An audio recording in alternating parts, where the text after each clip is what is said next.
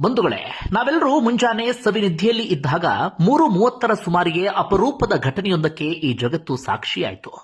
ಆ ಅದ್ಭುತ ರೋಮಾಂಚನಕಾರಿ ದೃಶ್ಯವನ್ನ ಈ ಜಗತ್ತು ಸದ್ಯಕ್ಕಂತೂ ಮರೆಯೋದಿಕ್ಕೆ ಸಾಧ್ಯವೇ ಇಲ್ಲ. ವಿಜ್ಞಾನಿಗಳೇ ಅದನ್ನ ಪವಾಡ ಅಂತ ಬಣ್ಣಿಸ್ತಾ ಇದ್ದಾರೆ.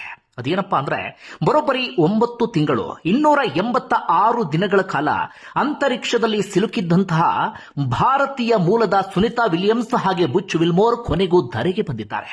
ಬಂಧುಗಳೇ, ಯೋಚನೆ ಮಾಡಿ, ಒಂದು ದೇಶದಿಂದ ಇನ್ನೊಂದು ದೇಶಕ್ಕೆ ಹೋದ ಹಾಗಲ್ಲ, ಒಂದು ಪ್ರದೇಶದಿಂದ ಇನ್ನೊಂದು ಪ್ರದೇಶಕ್ಕೆ ಹೋದ ಹಾಗಲ್ಲ.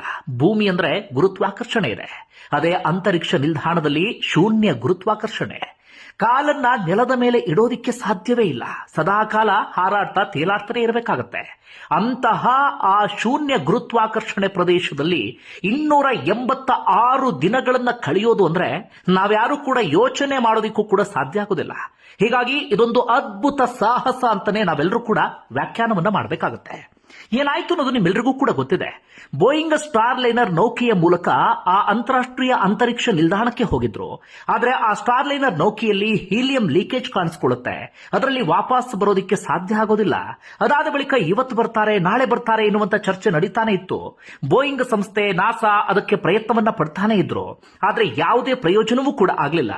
ಕೊನೆಯದಾಗಿ ಎಲಾನ್ ಮಸ್ಕ್ ಒಡೆತನದ ಸ್ಪೇಸ್ ಎಕ್ಸ್ ನ ಡ್ರ್ಯಾಗನ್ ನೌಕೆಯನ್ನ ಅಲ್ಲಿಗೆ ಕಳುಹಿಸಿಕೊಡಲಾಯಿತು. ಕೆಲವು ದಿನಗಳ ಹಿಂದೆ ಕಳುಹಿಸಿಕೊಟ್ಟಿದ್ರು. ಅಲ್ಲಿ ಏನೇನು ಪ್ರಕ್ರಿಯೆ ನಡೆಯಬೇಕು ಅದೆಲ್ಲವೂ ಕೂಡ ಯಶಸ್ವಿ ಆಯಿತು. ಕೊನೆಯದಾಗಿ ಮಂಗಳವಾರ ಅಂದ್ರೆ ನಿನ್ನೆ 10:30 ಸುಮಾರಿಗೆ ಅಲ್ಲಿಂದ ಡ್ರ್ಯಾಗನ್ ನೌಕೆ ಹೊರಟು. ಅದಾದ ನಂತರ ಭೂಮಿಯ ವಾತಾವರಣಕ್ಕೆ ಬರ್ತಾ ಇದ್ದ ಹಾಗೆ ತನ್ನ ವೇಗವನ್ನ ತಗ್ಗಿಸಿಕೊಂಡು ಸಮುದ್ರದ ಬಳಿ ಬರ್ತಾ ಇದ್ದ ಹಾಗೆ ಪ್ಯಾರಾಚೂಟ್ ಓಪನ್ ಆಗುತ್ತೆ. ಆ ಕ್ಯಾಪ್ಸೂಲ್ ಸೀದಾ ಬಂದು ಸ್ಪ್ಲಾಶ್ ಡೌನ್ ಅಂದ್ರೆ ಸಮುದ್ರಕ್ಕೆ ಬಂದು ಬೀಳುತ್ತೆ. ಅದಾದ ಬಳಿಕ ನೌಕಾಪಡೆಯ ನೌಕೆಗಳು ಹೋಗಿ ಆ ಕ್ಯಾಪ್ಸೂಲ್ ಅನ್ನ ಎಳ್ಕೊಂಡು ಬರ್ತಾರೆ. ಅದರ ಒಳಗಡೆ ಇದ್ದಂತ ಸುನಿತಾ ವಿಲಿಯಮ್ಸ್, ಬುಚ್ ವಿಲ್ಮೋರ್ ಹಾಗೆ ಅವ್ರನ್ನ ಕರ್ಕೊಂಡು ಬರೋದಕ್ಕೆ ಹೋದಂತ ಗಗನಯಾತ್ರಿಗಳು ಕೈಬೀಸ್ತಾ ಹೊರಗಡೆ ಬರ್ತಾರೆ. ಎಂಥ ಅದ್ಭುತ ಕ್ಷಣ ಹೇಳಿ. ಸದ್ಯಕ್ಕಂತೂ ನಾವ್ಯಾರೂ ಕೂಡ ಅದನ್ನ ಮರೆಯೋದಿಕ್ಕೆ ಸಾಧ್ಯವೇ ಇಲ್ಲ. ಸುನಿತಾ ವಿಲಿಯಮ್ಸ್ ಸಾಧನೆ ಇದೆಯಲ್ಲ, ಪ್ರತಿಯೊಬ್ಬರಿಗೂ ಕೂಡ ಸ್ಫೂರ್ತಿ. ಅವರ ವಯಸ್ಸೆಷ್ಟು ಗೊತ್ತಾ? 35-40 ಆಸುಪಾಸಲ್ಲ, ಬರೋಬ್ಬರಿ 59 ವರ್ಷ ಅವರಿಗೆ. ಇಂತಹ ವಯಸ್ಸಿನಲ್ಲಿ ಇಂತಹ ಸಾಧನೆ ಅಂದ್ರೆ ನಾವು ಯೋಚನೆ ಮಾಡೋದಕ್ಕೂ ಕೂಡ ಸಾಧ್ಯ ಆಗೋದಿಲ್ಲ.